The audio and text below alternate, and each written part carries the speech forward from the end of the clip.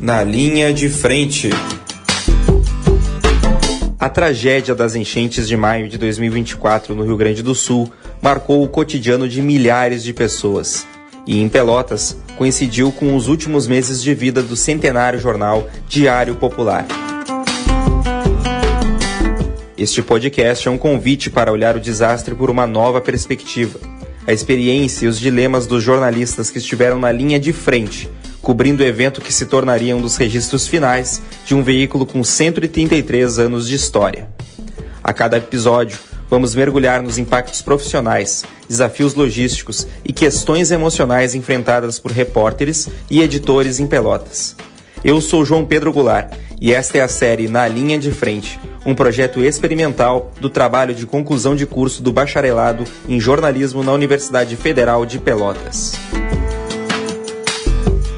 Episódio 2 – Desafios logísticos. O Manual para a Cobertura Jornalística dos Desastres Climáticos aponta a precarização do trabalho e a falta de planejamento como problemas crônicos que dificultam a cobertura de crises. No Diário Popular, em 2024, esses problemas foram amplificados pelo contexto de um jornal prestes a encerrar suas atividades. Neste episódio, exploramos como as limitações materiais, desde falta de equipamento básico até a ausência de recursos humanos, moldaram e limitaram o trabalho da equipe em campo. A falta de equipamentos básicos de proteção individual, os EPIs, como botas e roupas impermeáveis, expôs os profissionais a riscos de saúde, como a leptospirose, por exemplo. A repórter Victoria Fonseca lembra de um desafio simples, mas que virou uma limitação séria para o trabalho em campo. Victoria Fonseca, 26 anos. A gente não tinha muitos recursos, então a gente passou por desafios de todo tipo de recurso, a gente passou por esse tipo de desafio, assim. Desde recurso humano, não tinha repórter o suficiente para a gente estar em todos os locais que a gente gostaria de estar para cobrir o que estava acontecendo, até a coisas simples como materiais, bota, capa de chuva. Teve uma matéria que eu fui cobrir, que foi na Boca do Lobo. A gente foi cobrir para ver como é que estava o abrigo de animais.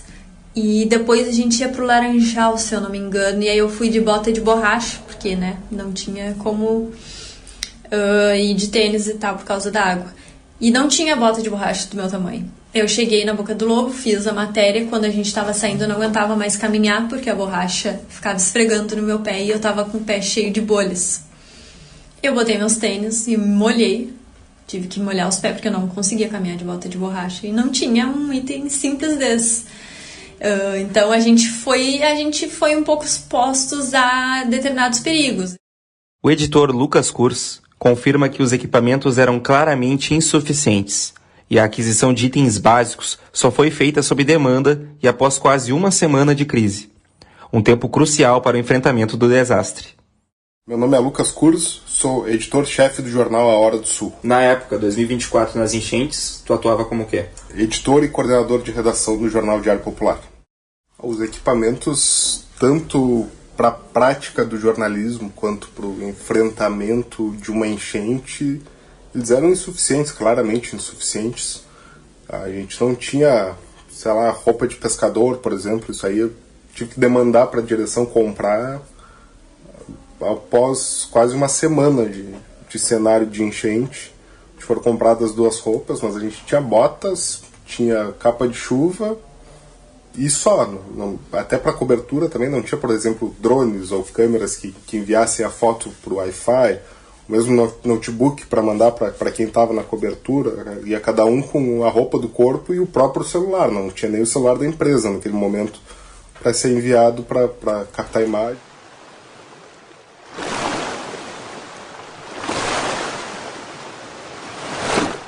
A limitação ia além do material, atingindo a própria capacidade de deslocamento e a logística de apuração. Sem carros próprios adequados ou recursos para alugar embarcações, o acesso a áreas críticas, como o fundo da colônia de pescadores Z3, era quase impossível.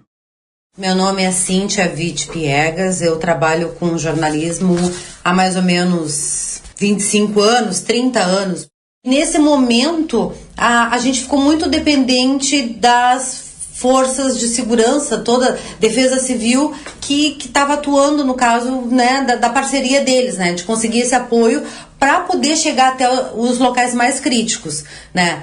Foi interessante porque o jornal na época montou uma base ali onde a própria defesa civil montou, que foi em frente ali na Avenida Rio Grande do Sul, né, entre a Avenida Adolfo Fetter, né, logo na entrada, onde tem uma ferragem grande ali, montou uma base ali, e ali a reportagem conseguiu bastante coisas, né.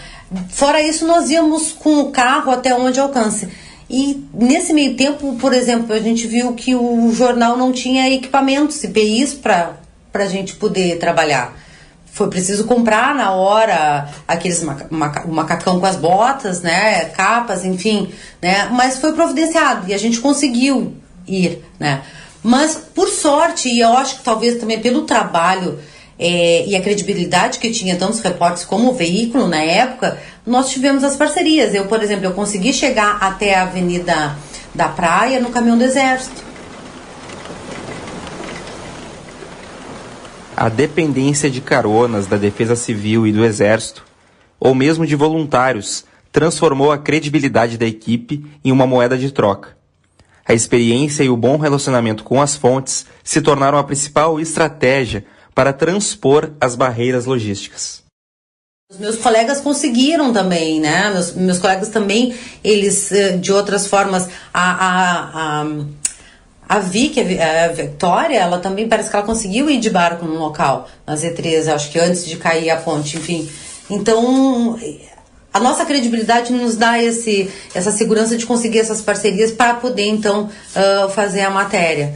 Mas acho que talvez sim, talvez se a gente estivesse melhor equipado, eu acho que a cobertura poderia ser um pouco melhor. É chegar nas pessoas certas, né? E ir em busca das pessoas certas. O vínculo que a gente cria com as nossas fontes é muito importante, né? Isso não quer dizer que eu tenha experiência de 30 anos de jornalismo, não, porque eu tenho colegas que hoje já têm os seus vínculos, né? Mas isso te dá abre portas, né? No momento ali que a gente tentou articular com o Exército para conseguir essa carona, por exemplo, assim, não foi trabalhado isso. Nós estávamos lá aquela avenida é a Assunção, Arthur Assunção, que é em frente à igreja do Valverde. Nós estávamos ali fazendo a matéria e de repente chegou o caminhão do Exército e nós pedimos carona. Outra limitação crítica foi a velocidade da informação. Sem um canal de rádio com a infraestrutura digital limitada, a equipe sentiu falta de entregar utilidade pública instantaneamente. O editor precisou improvisar uma logística de produção quase artesanal para suprir a demanda em tempo real. A gente conseguiu, muito na força da vontade de quem estava ali trabalhando, bolar saídas, de às vezes ia 2 repórteres para o mesmo lugar e um ia escrevendo, o outro fotografando e tentando informar o mais rápido possível, mandando áudio do WhatsApp daqui a pouco. Quem estava na sala de situação, lembro que o Heitor Araújo ficou muito tempo na sala de situação, às vezes ele mandava áudio, aqui está rolando tal coisa, e alguém da redação já escrevia. Foi tudo muito de improviso, não foi nada com uma grande técnica de gestão apurada. Mas também a questão da rapidez também esbarrava na falta de pessoal, então o repórter estava lá na rua, não tinha outra pessoa para estar ali postando na mesma hora o que o repórter estava apurando. Mas se tivesse essas condições, eu acho que a instantaneidade num momento de crise como esse é essencial, né, para as pessoas conseguirem acessar as informações na hora para a tomada de decisão. A solução para essa limitação de infraestrutura foi o uso criativo das poucas ferramentas disponíveis, como a transmissão ao vivo no Instagram, que se tornou um canal de informação imediata e de grande engajamento, mostrando o poder da informação em tempo real na crise. 11h20 da noite dessa quinta-feira, 9 de maio de 2024.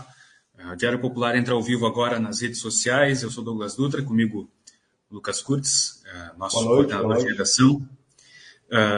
Momento muito importante, a Prefeitura alertou gravemente para a necessidade de evacuação dos balneários Santo Antônio e Valverde. já havia orientação para essa evacuação e agora essa evacuação se torna eminente. É necessário que as pessoas saiam de casa agora.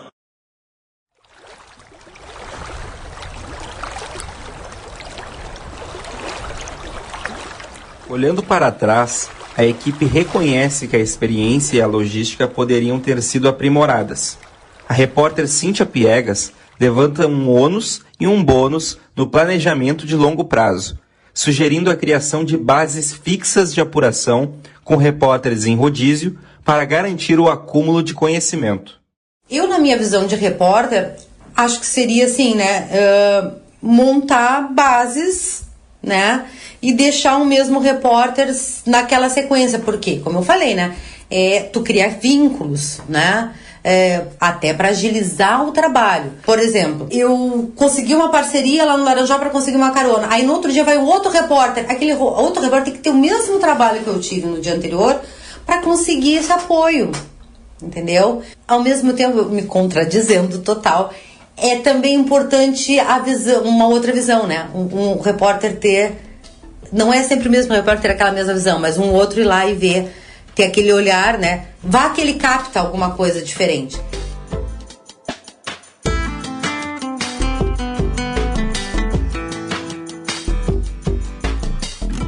No fim, o Diário Popular se viu obrigado a improvisar, mas o empenho da equipe fez o jornal dar seu último respiro como a grande fonte da comunidade. No próximo e último episódio da série Na Linha de Frente, vamos falar sobre questões psicológicas. Como lidar com a dor do outro, o medo e o sentimento de impotência.